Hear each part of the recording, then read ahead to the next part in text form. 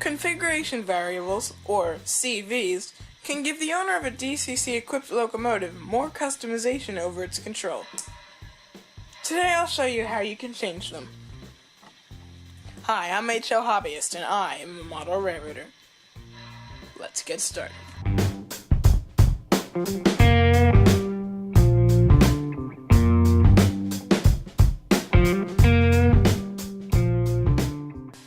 Okay, so today I'm continuing the two-part mini-series on basic programming using the NCE Power Cab that I started last week. Last week I showed you how to switch the address of a locomotive from anything to anything else, and today I'll be demonstrating the switching of CVs.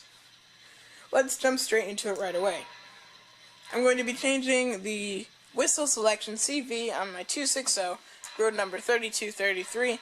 We're going to be programming it on the programming track. So the first thing you have to do is make sure your programming track is clear of, not really obstructions, but other locomotives, because you do not want to program other locomotives besides the main one. So you're going to need a few things to do this. You're going to need your controller, your locomotive, and a list of the configuration variables, unless you know them by heart. This is a list of configuration variables, more on that later. You're going to want to hit the little program button 4 times, so 1, 2, 3, 4. Enter, use program track, the sounds will mute. You're going to want to hit 2 for CVs. So now you're going to need to take a look at the list of configuration variables, which I have right here. This is different for each locomotive, so you do need to consider that. Each locomotive, mainly each decoder. So you need to have this list. Some manufacturers and some locomotives come with it included, but my 260 did not. If you watched my unboxing, it had warranty paperwork and quick start guide, but no CV list. However, I managed to find it, and it's linked in the description of that video. So if you look at the bottom, once the camera focuses, you have whistle selection 115. So that is what I need to use. So I type in 115 here. Now it tells me to CV number 115, currently set to 000. So I'm going to be setting it to 002, and the screen resets. So it has configured the CV. So I will escape using the escape button.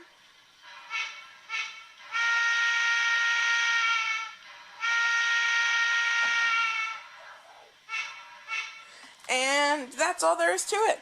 As you can see, the changes took effect. So for CVs, I've noticed escape will work, but for programming the address, you have to restart the power cab. So don't hit emergency stop, because then I'm forced to restart the power cab. So that's all there is to it. It's honestly easier than switching the address of the locomotive, and there are literally hundreds of CVs that can be changed, as you can see. Okay, yes, hundreds, because there's over 200 of them. We get all the way up to 216, so there are lots of CVs. So many of them are more technical and things you probably won't have to switch, but you can. But that doesn't mean you should. So yeah. Anyway, please like this video if you enjoyed it. It keeps me motivated, and consider subscribing to be notified about any future videos I make. Feel free to check out my website, Instagram, or Twitter. Links in the description.